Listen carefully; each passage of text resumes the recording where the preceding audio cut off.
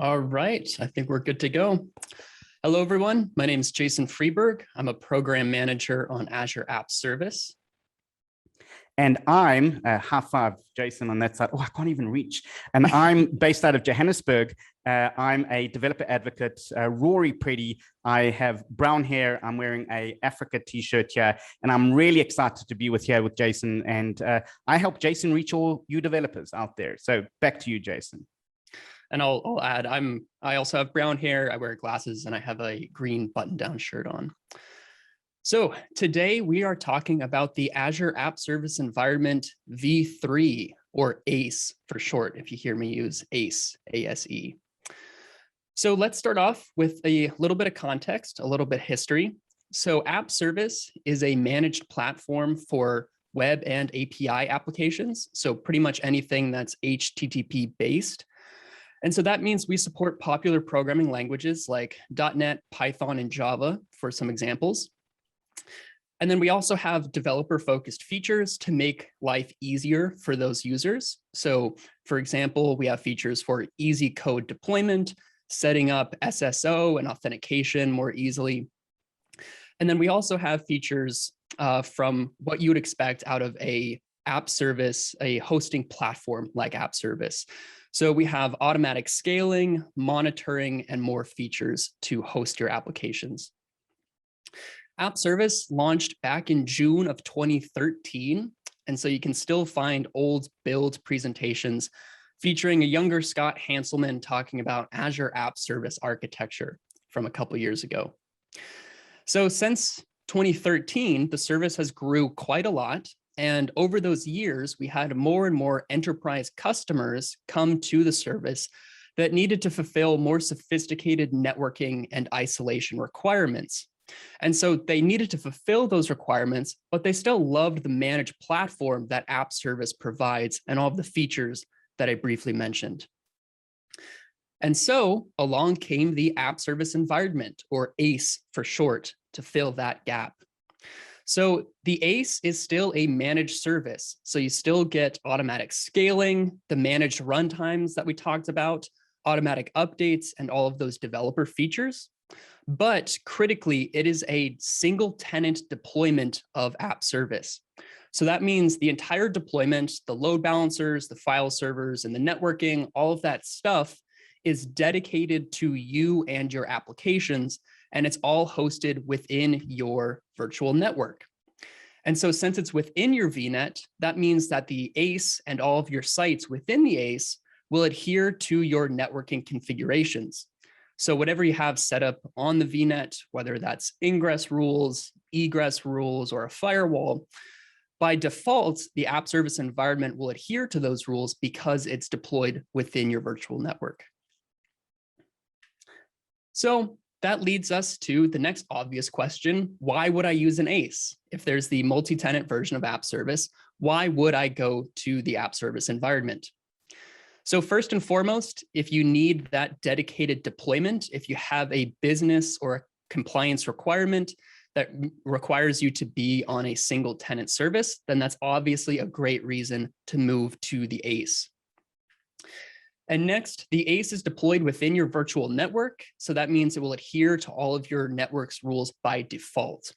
Now, on the other hand, the multi-tenant version of App Service, or normal App Service, is administered on a per app basis. So if you wanted to apply networking rules on the multi-tenant version of App Service, you would have to do that for each application resource instead of with the ACE. Since it's within your virtual network by default, it will follow your network configurations.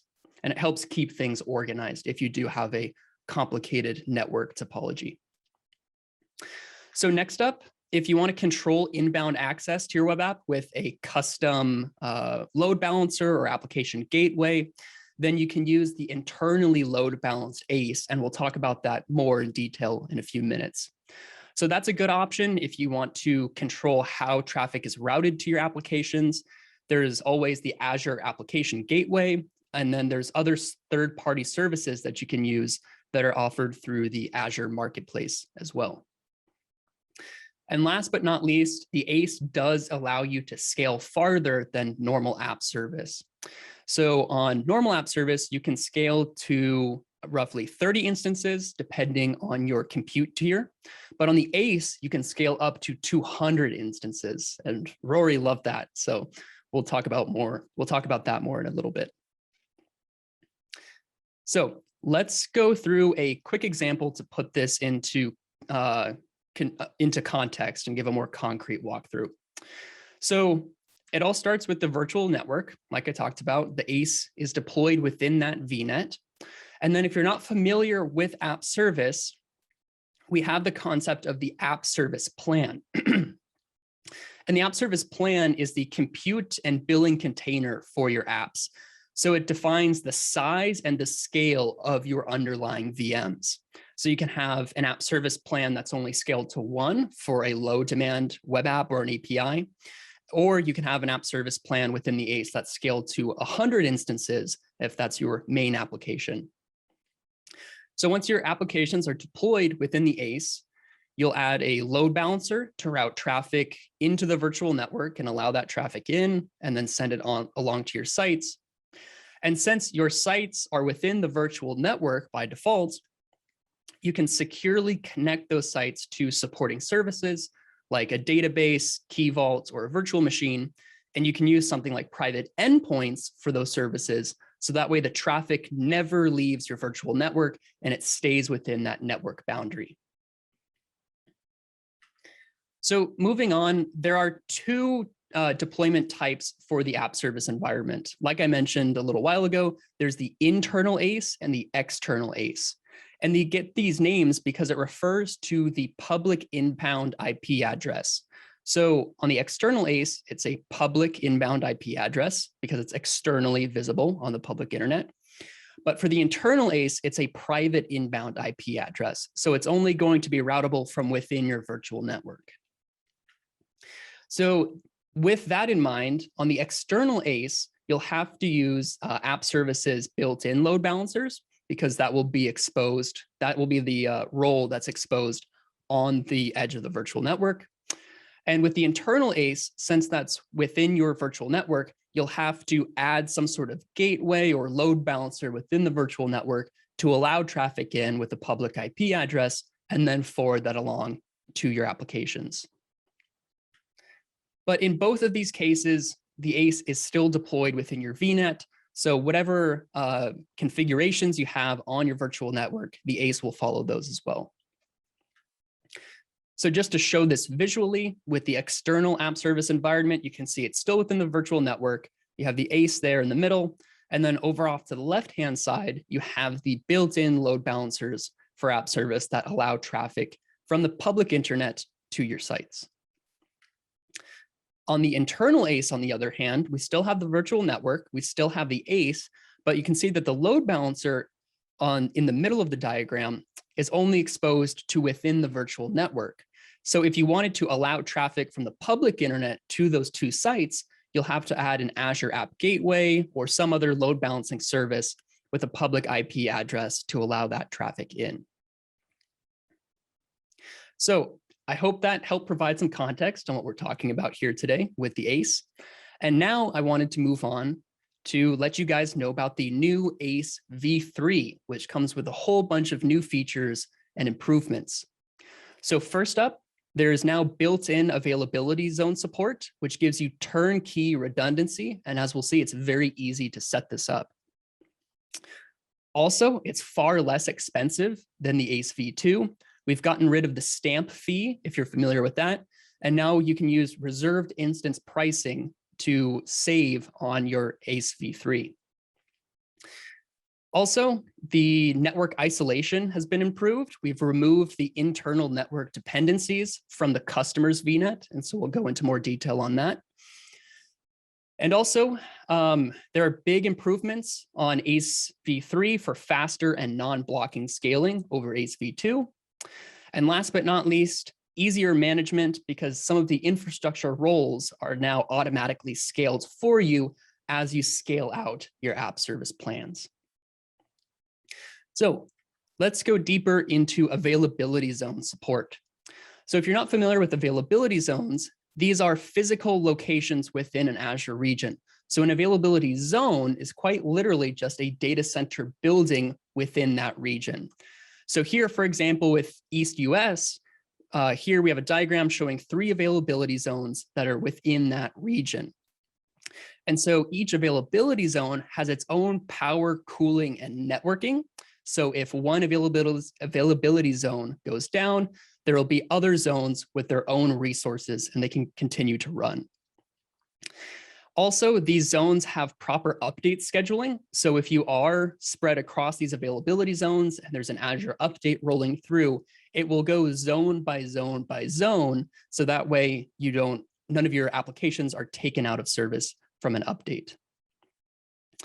And so here with ASEv3, this is a snippet showing the create blade when you're creating an ASEv3, and you can see how easy it is. You just choose whether or not you want zone redundancy enabled or disabled.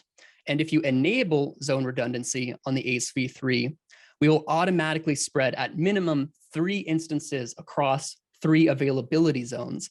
And that means your minimum scale for that ACE will be 3 instances in that case. Now, one critical thing to note is that this is an option only at deployment time. So make sure you decide on this when you're creating your ACE. So moving on to cost. If you're not familiar with Azure Reserved Instance pricing, it's a concept where you can make a 1 or 3-year commitment for a certain amount of compute that you're committing to use, and you'll save 34% to 57% respectively on that 1 or 3-year commitment for ASEv3. RI pricing is an Azure concept, so there's RI pricing for virtual machines and other services as well. When you purchase a reserved instance, any usage beyond your reserved instance quota will be billed at the pay-as-you-go rate, so you don't have to worry about going over what you've purchased through RI. Now, critically, ASEv3 had a stamp fee, which was a flat fee per ACE, whether you were scaled to 1 or 100 instances, but now it's gone. And so in this diagram, you can see on the far left, we have the estimated monthly price for a single core or for a single instance of an app service plan. So on the far left is ASEv3. In the middle, we have the pay-as-you-go rate for ASEv3. And then you can see the 1 and 3-year reserved instance pricing for ASEv3 as well. So you can see that the cost savings from ASEv2 to v3 are pretty substantial. Now, moving on to another great feature of ASEv3 is the improved network isolation. So what we're looking at here is a typical customer deployment where we have the workers in the middle there that are hosting the customer's applications. There are a couple supporting services like an Azure function and a SQL database that those applications are connecting to. But underneath all of that, there's still the infrastructure network, right? We have the file servers, the internal load balancers, the connections to all of those things you don't typically think about, like container registries and all the rest. So with ASEv3, these are totally separate networks, which means that you can secure your virtual network for your ACE as much as you want to, and you won't have to worry about accidentally cutting off access from an internal role to the app service environment. This also means you can do some more advanced networking topics. So you can route all of your traffic to on-premises if you want to. You can route all of your traffic through an NVC. There are many more options you can do now that the networks have been separated. So under the hood, App Service Environment v3 uses Azure Virtual Machine Scale Sets, or VMSS for short, which allow you to scale faster than the previous hardware used on ASEv1 and ASEv2. So this also means that you can scale independently with this new hardware. In previous versions of ACE, your operations to scale would be queued up. So if you wanted to scale out an app service plan and then scale up another app service plan to a higher hardware tier, those operations would be queued on the ACE. But with virtual machine scale sets under the hood, now those operations are non-blocking. And so you can scale up and down across app service plans much more quickly than in previous versions of the ACE.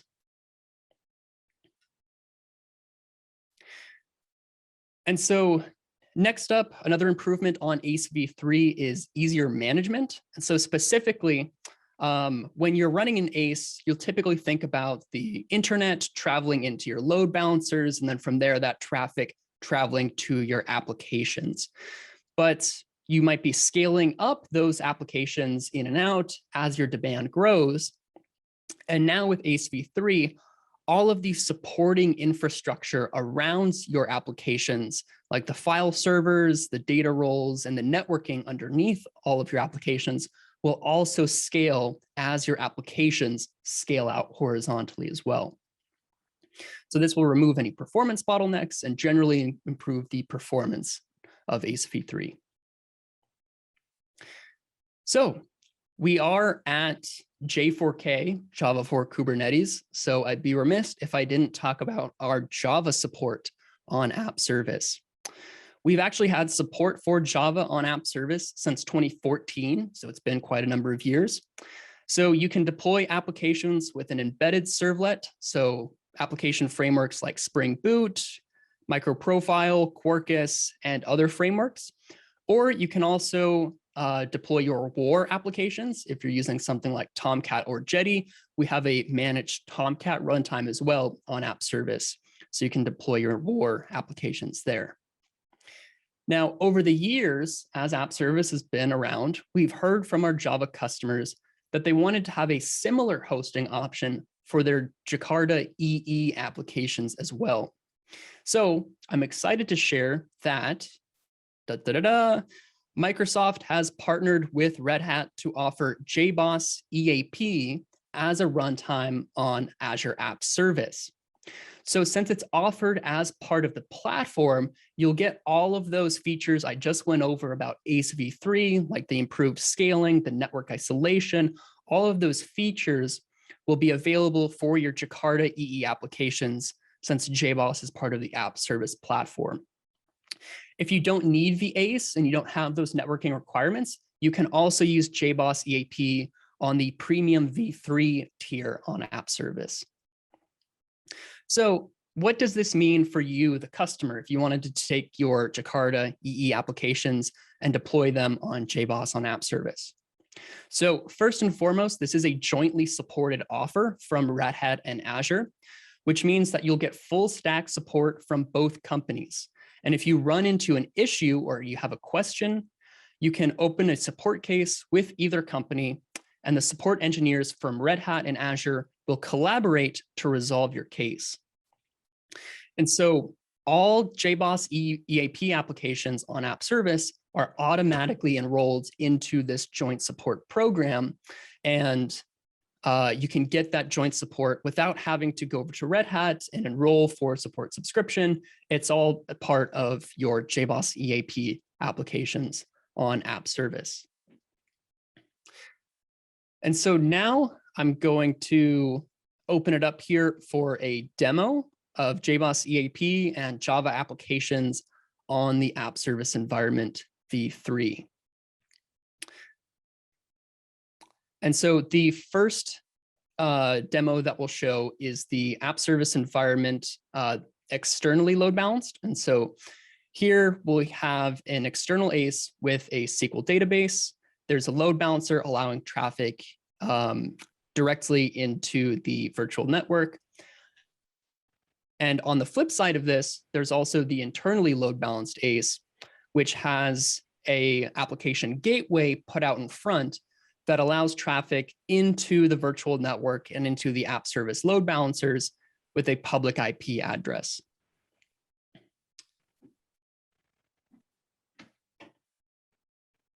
So is this my time? Yeah, this is my time to shine though. And I'm going to share my screen. Hopefully everything will work here. We're going to go desktop one and we're going to get our hands dirty with a little bit of code. I love how Zoom just chooses which desktop is going to go and at any given time. So I was super excited. You should see my screen. There's some nice Java code when Jason and I discussed this topic, because I actually like power. You know, I'm 4'1" and I have some issues that I'm working through, and and their team only gave me 2 P3v3 servers. And I remember doing a demo and I tried to scale up and it said, no, you only get 2 live demo and everything like that. So I said to Jason, I'll do this session with you, but you have to guarantee me that this ASEv3, I get a lot of power there and I can scale up to X number. So we're going to live scale now up to 31 instances and see if it lets me. Might not do it in time. You can see Jason quivering there and going, oh, it's going to cost me a lot of money. But first, I'm going to show you some of the demos that we've got. So the first thing I've got a little to-do application here. It's got a little to-do repository. It's got a little to-do controller here. And it's a little REST service here that just says go in and find to-dos. Now, I didn't bath my dogs for a while, and the poor little animals started shivering and shaking when they saw the dog parlor recently. So I put a to-do list in my to-do there, and I created a to-do application to remind myself to bath the dogs, get the bread, and do this. So now to deploy this into an application, it's exactly like this is the external version of it. Exactly like you would normally do your application there. You can just right-click. We're going to do a live deployment here. I mean, what could go wrong here? You can just go right-click there, deploy to web app. And what it's going to do, it's going to look at your ACE as you would normally have a application service here. So when it does get its act together over here, you're going to get the little view here. Let's go. It's probably doing it. There we go. Okay, deploy.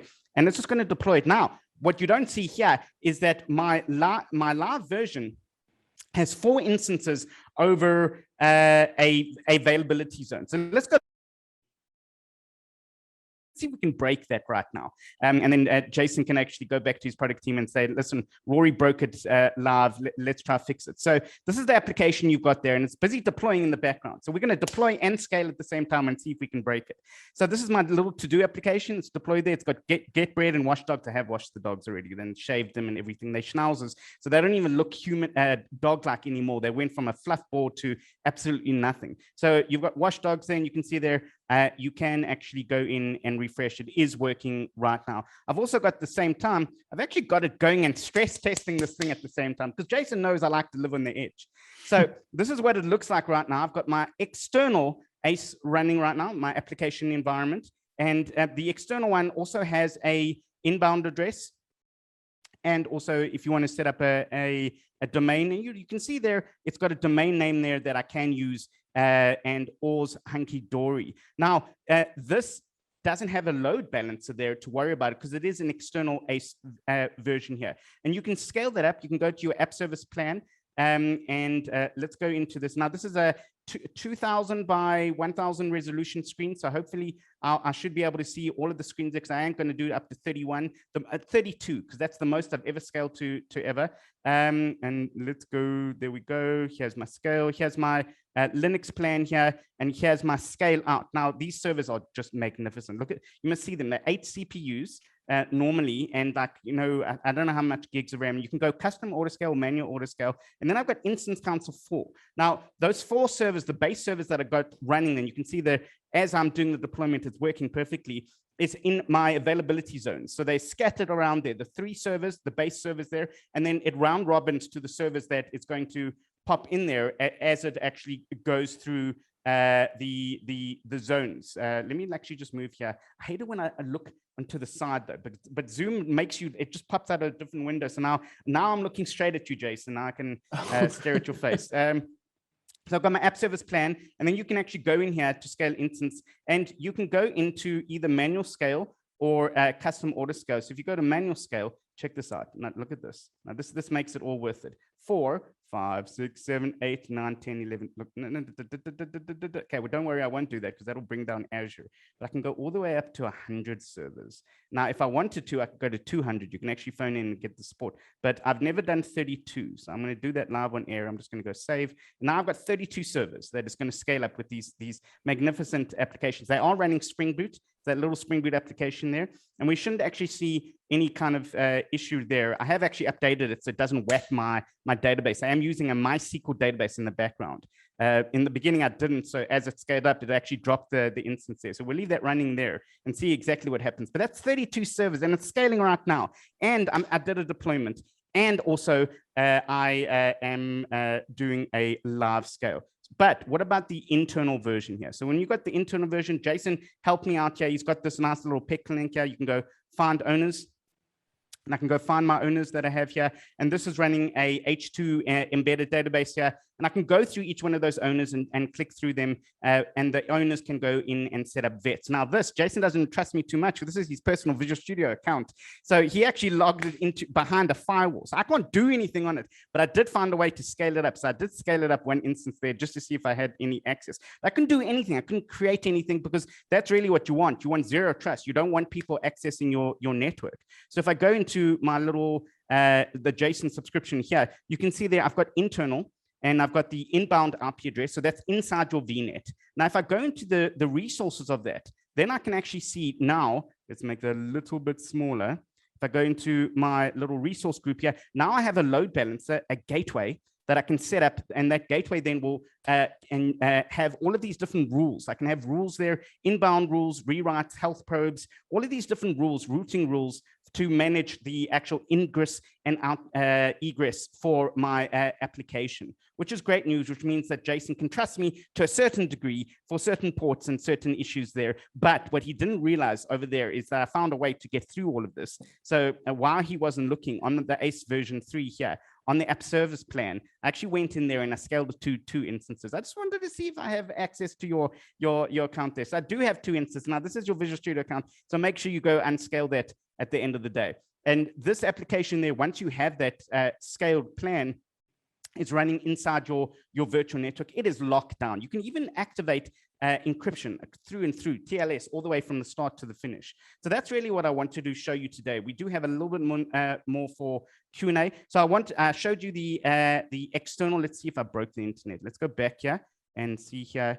And let's go back here. Oh, no, it's still scaling up. And look at that. It's going up. It's getting let's see how many instances we have here. Now, to do that, check this out. I can go into let's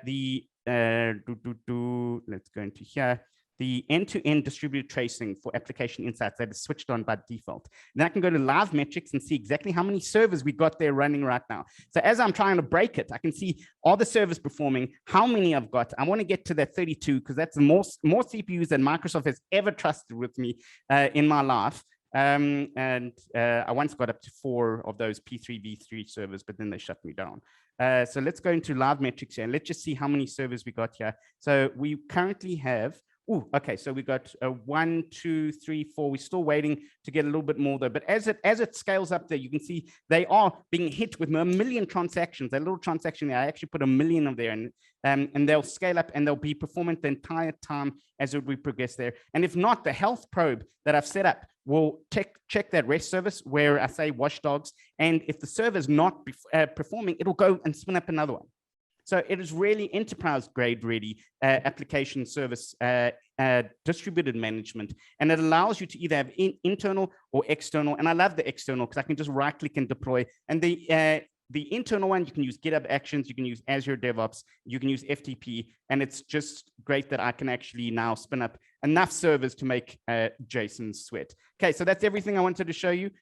We will keep this on here. I actually want to go back there and just make sure that we haven't dropped any of those calls. I think I did stop that there. Okay, no, there we go. So yeah, so that's going to go up and scale out as we progress through that. So let's take some questions as we see if we can break the internet and scale up though. So I see there is a question. So what's the difference between ASEv3 and App Service Environments? I think we did cover that. There's many differences. Basically, now you can go home to your family and not worry about all of these internal worries around that. There's also the ability to scale up. The scaling's better. You do have better pricing. There's a lot of features that you can get with ASEv3. I popped a URL also there with the generally available announcement there. You can go through that on that. So here's another question. Jason, do you want to take that? The Jboss one? Yes, please. Yeah, so the next question is, when will Jboss EAP support clustering and transactions? And that's a great question. The answer is soon. So we are working on that actively right now to support clustering within app service. And so that's enabling the worker to worker communication. And then of course that enables transactions. And so we are going to have previews coming up for that feature, and it'll be enabled on Jboss EAP. There will be an Azure update once we have support for that, because we have had customers ask specifically for that feature. So If you keep an eye on the Azure updates and Azure blog sites, you'll know when that support rolls out. More importantly, will I get access to that cluster, and will I get like more P3 servers though, Jason? Because like if I'm going to get a cluster and I'm going to live demo with you also, I want some of those servers. So please go tell the powers that be all the way up to Satya that I need some more of those servers. Okay, I'm not going to do Bitcoin mining again on them, please. But if you can actually get me, so look at this. You're giving me 32 CPU, 32 servers there, and no one is complaining. There's no red lights going above you saying, ding, ding, ding, ding, ding. You can give me a few more, please. We'll have to redo the PV3 demo with I some realized more cores. that they probably overlooked that. Okay, so I think that's all the questions we have. We do have some links, Jason, after the demo. Yes. So I'm going to stop sharing here. And yeah, so my demo is still running. I haven't lost any questions there, and I'm very proud of myself. So for resources, you can scan the QR code there, and that'll take you to a Microsoft Learn module about Jboss EAP on App Service on the top right. In the middle, if you go to the Azure Samples GitHub organization, there's a migration workshop that we've been working on with Red Hat. It's still under development, but you can go take a look right now. And this walks you through the process of taking a WebLogic application, using Red Hat's migration tooling to migrate that to Jboss EAP, and then goes through the process of deploying this onto an app service environment like what we talked about today. And then in the bottom right, you can go to that QR code for the Microsoft Learn path for Java on Azure. So that will expose you to a lot of the other Java services and support for Java on Azure. So I think we're getting up to time here. So let's see if there were any more slides. Thank you so much for joining us today. I hope you learned a lot. Feel free to reach out to us. We had our Twitter handles in the original slide. But other than that, hope you have a great rest of your day. And thank you for coming to J4K. We need to give them homework though. Wait, one more slide. We need to give them the homework slide. So the next slide is the homework slide, and they need to go through. If you go to the next slide, I think so, because I stole your slides. There we go. Oh yeah, resources. Remember, my children have to eat, Jason. So and the learn path is my baby. Yeah, so resources, Jboss and Azure, the Jboss learning module that you can get, the learning path, Java Jet Learn Path, 15 modules there that I painstakingly hand coded with the Java team, co-author of that, and then the Jboss on VMS SS, really great there to go and do that. It's been great. Thank you so much, Caesar and Theresa and all of the team at J4K, and we'll see you next year if I'm invited again. Yeah, so now I'm going to, Jason, just a reminder, please go kill your servers there, and I have to go kill 32 servers right now that have scaled up. Thanks, everyone. Cheers, everyone. Thank you.